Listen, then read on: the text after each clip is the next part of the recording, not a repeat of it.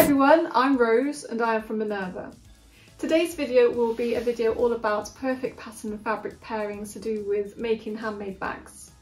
Now before I get started, don't forget that you can find the links to all the patterns and the fabric in the description box below, and if you have any comments or any questions, please feel free to pop them below and we will get back to you. So without further ado, let's get started with the first one.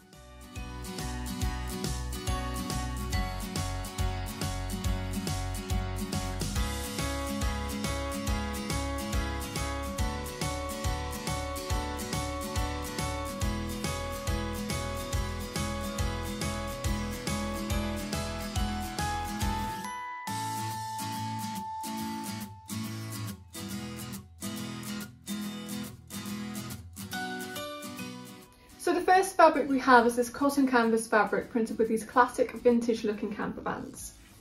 This is always a popular fabric for home and accessories. It's just a type of fabric and design that just doesn't really go out of fashion. It's a non-stretch fabric and it's made from 100% cotton, which means it's very sturdy, so it's suitable for things like bags and homeware. I have it here in pink, and it's made up from light pink, dark pink caravans and a green one just thrown in there for a little bit of individuality. The Quicko 4185 is a great pattern to make with this fabric. It's an easy pattern and it's perfect for beginners. It's a laundry style bag and has a drawstring closure. You don't need a lot of extras to make this pattern, which you know is great. Just this fabric, a contrasting fabric if you'd like, cord for the drawstring, interfacing and webbing for the laundry bag. For a contrasting fabric, I think I would pick up the colours in the light coloured caravan and the green, you know, just for a bit of contrast. If you're getting into sewing and would like to give something for the home a try, then this pattern and fabric combination is a great place to start. I also think it would make a great set of gifts for friends and family, or maybe someone that's just moving into a new home. This is the back of the pattern for the K4185 laundry and drawstring bags. As you can see, it says the fabrics, this is designed for light to medium weight woven fabrics, of which this campervan material is. It also says that if you do want to pattern match that material with a nap or one-way design, you will need extra fabric for that. For laundry bag A, you will also need fusible interfacing and a lining fabric if you do want to line it. You will also need webbing for the strap and some cord, and for drawstring bag you will need again that 6mm cord.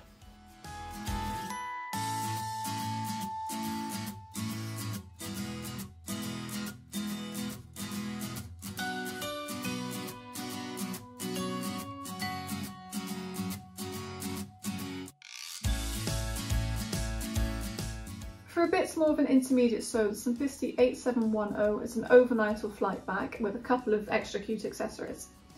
The fabric I'll pair this pattern with is the Mexican woven stripe fabric I have here. This colour is called Bordeaux and it has a lovely range of colours threaded through the fabric. It's a woven fabric, woven canvas fabric, and it's made from 100% polyester. It's a strong fabric, it's very sturdy and will be durable to make a bag that's going to have maybe a bit more wear to it. It's an 8710, as you can see from the illustrations on this pattern. It's a little bit more complicated than, say, the laundry bag.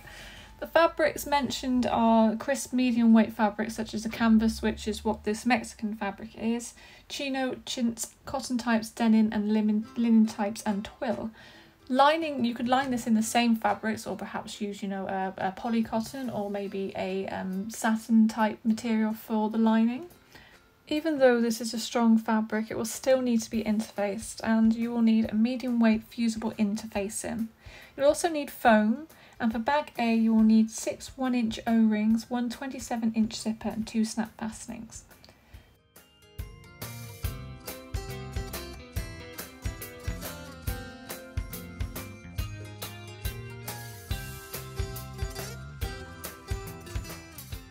The reason why we have two fabrics here is because the next pattern will really benefit from two contrasting fabrics.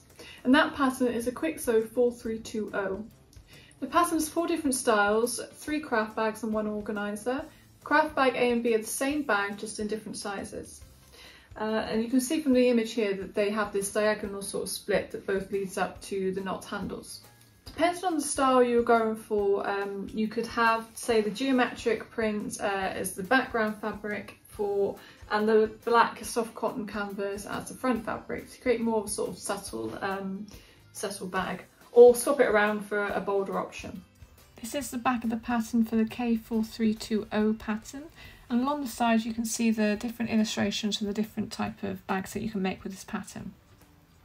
It's quite a simple pattern, you don't need a lot of extras for it, you just need the fabrics that I've mentioned. Now it does also say that you need cardboard of different sizes for A, B and C, and this is just to act as a stabiliser on the bottom of the bags. Craft Bag C is an easy bag style which I personally wouldn't just use for craft supplies, I would definitely wear that for popping down the shop. It's a cute little box style bag with handles, it's a very simple pattern and so neatly could also be a reversible bag. So with, say, the black on the outside, the geometric on the inside, and just when you feel like it, just swap it around. And lastly in this pattern is an organiser pattern for things such as pencils or knitting needles.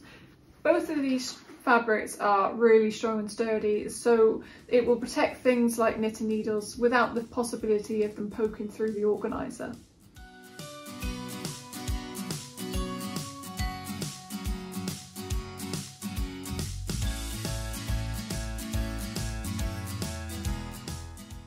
This geometric fabric is a really strong print fabric, but it's not overly bright where the colours really super pop. It's quite subdued, you know, in colours. We have sort of this earthy tones going through it. It's a canvas fabric, it's very strong and sturdy, and it will support, you know, the bags, whatever you put in your bags, it will have that really nice structure.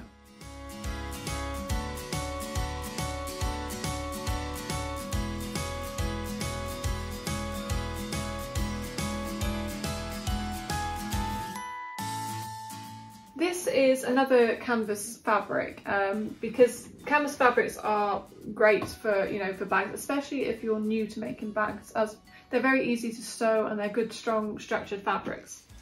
This here is a stripe pattern fabric, and I have it here in grey, but it does come in a few other colours. The wide coloured stripes are approximately 22mm wide, and the white is approximately 5mm wide. It's made from 100% cotton, and like I said, this makes it really easy to sew. I would use this for the pattern Simplicity pattern 1388. It's a backpack pattern with a few different styles, and this to me has a very nautical vibe about it. The 1388 has 5 different styles. A and B are made up like a simple backpack, with A having a plain front and B having this crossover corded detail. C is a crossover bag, and D and E are both backpacks, but they are a different style to the A's and B's, where they're drawstringed at the top with the flap pockets. A and B are both zipped backpacks, so you'll need one 12-inch zipper, one 22-inch zipper and 4 1-inch D-rings. You'll also need a lightweight to medium weight fusible interfacing, and you'll need polyester fleece for the padding. Style A and D will suit this fabric really well. Style A is just a plain backpack with no pockets, so it'll show off the stripes really well, and you can also really work on your pattern matching for that as well. Style D has a couple of pockets on the front, so what you could do is you could reverse the directions of the stripes so that you've got a contrasting panel there for the backpack.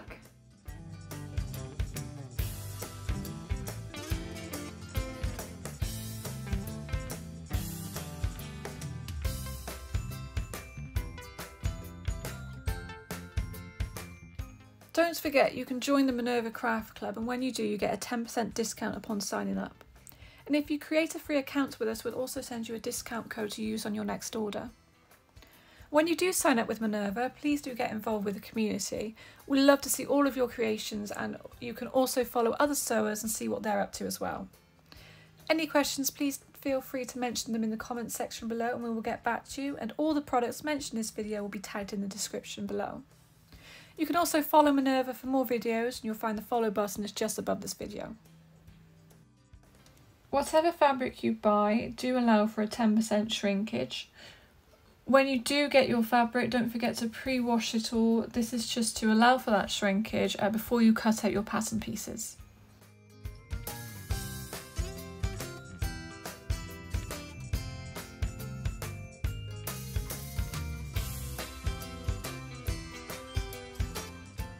this fabric is a water repellent faux suede fabric, and I have it here in chocolate brown. It's made from 100% polyester and this is a non-stretch fabric.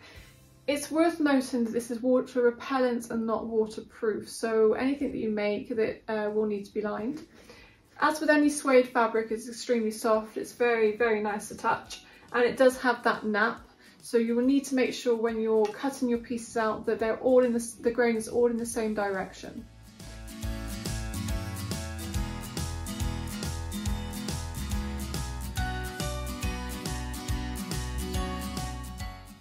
The Noodle head redwood tote bag is what I would use this fabric for. It's what I would describe as, say, an upmarket tote bag. It's very classy in design. It does have different pockets and it's very slim fitting, so it's extremely easy to wear. It will need a few extra pieces and notions to make this bag, for example swivel clasps and heavy weight interfacing for the reinforced base. So it is an intermediate pattern with these different elements, but it does create a very stylish bag in this super soft suede fabric. This is the front of the pattern for the Noodle head redwood tote, and like it says, it's a mid-sized crossbody tote with a zip top. I hope you can tell from this photo here just what I mean by an upmarket stylish tote bag.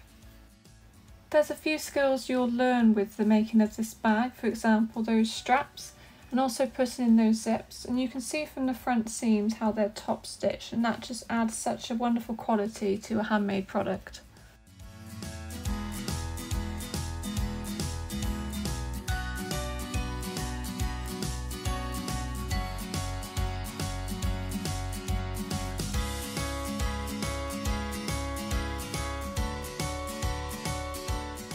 This next fabric we have is quite simply brilliant.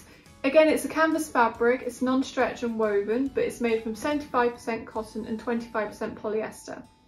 As you can see, it's a comic book superhero print fabric, and with fabrics like this, particularly this print, but also the caravan fabrics that we had earlier, it's worth thinking past the fact that it's just one flat piece of fabric. This comic book fabric is made up of squares, so why not cut them out and use them as applique?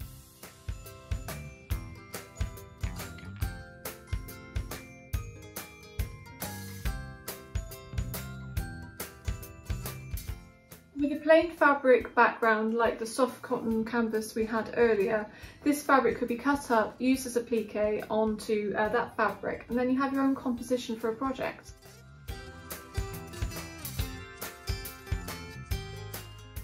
The By Annie zip-up organiser pattern would be a great starting point for this fabric, especially if you're going down that route of applique. It does have a quilted pocket design, but there's no need to do that with the fabric if you don't want to. And it will need a few extra notions to create the organiser, such as zips, and for that clear lining for that pocket you will need to get the clear vinyl fabric. Now that fabric is a little tricky to sew with because if you do go wrong you can't get rid of those holes that the needle makes, but it's worth giving it a try for you know, just for experience even, and to make an organiser with these two fabrics will make a wonderful set of gifts for, say, a comic book lover or maybe a pop arts lover.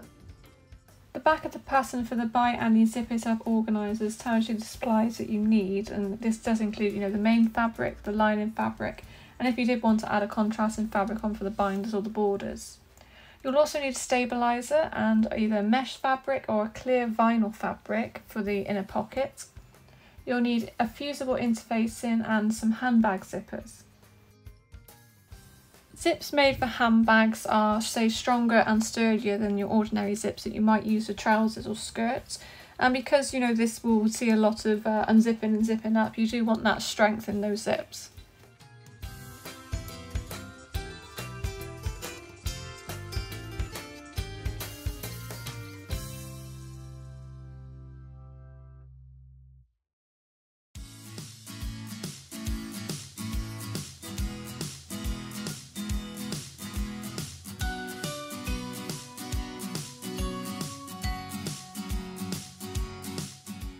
Personally, I love this next pattern, which is the Noodle head backpack pattern.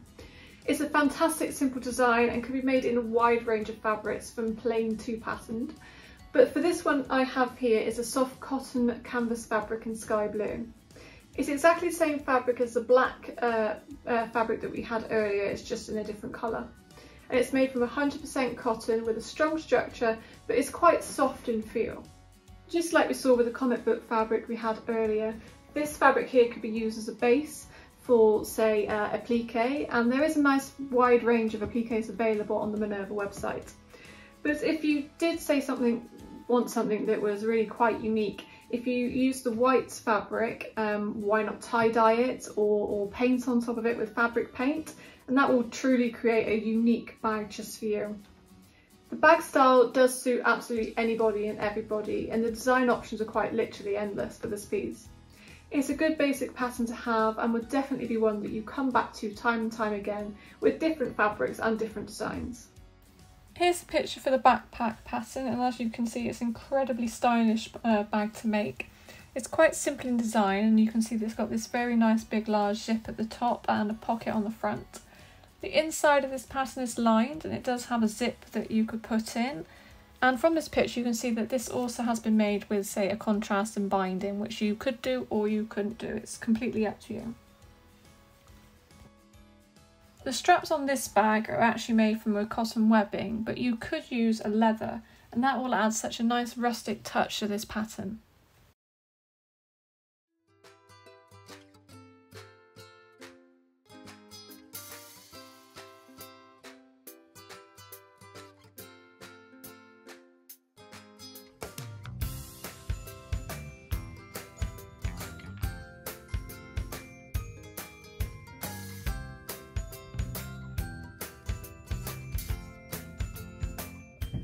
And finally we have the Merchant Mills Organic Cotton Dry Oilskin Fabric. An oilskin fabric is a covered fabric. It's to make the fabric water resistant. Water doesn't necessarily completely run off this fabric, but it doesn't come through to the other side either. So whatever you make, whether it's a bag or a coat, you won't necessarily need to line it if you don't want to. It also means that whatever, your project will be lightweight. This fabric in particular has an incredible structure to it. It's, as you can see, it crinkles really well and it gives it such a rustic characteristic. So I think this would be perfect for the Merchant Mill Jack Tar hardware bag.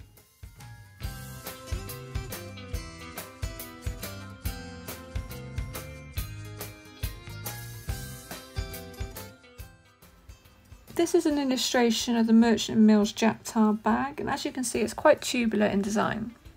Now Merchant Mills handily do a hardware kit that goes with this pattern, and you can find this on our website.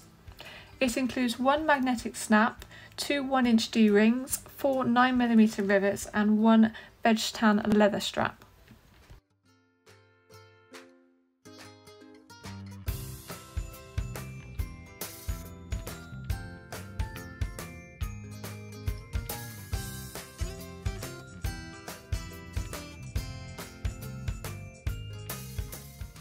This fabric has a ripstop look with squares that are approximately 3mm by 3mm. It has a matte appearance and it's very rustic feel about it, and it does come in a really nice range of earthy tones and colours. For the care of this fabric, you will need to wash this fabric by hand in cool water, and to reinforce the water resistant properties you may need to use a reproofing spray that is available on Minerva. To press, use a cool iron or simply finger press if you want to. Personally, I would go with the flow with this fabric. Its crinkly texture, its crispness is what makes this fabric unique. And whatever you're making, whether it's a bag or a coat, work in that element of this rustic characteristic of this fabric.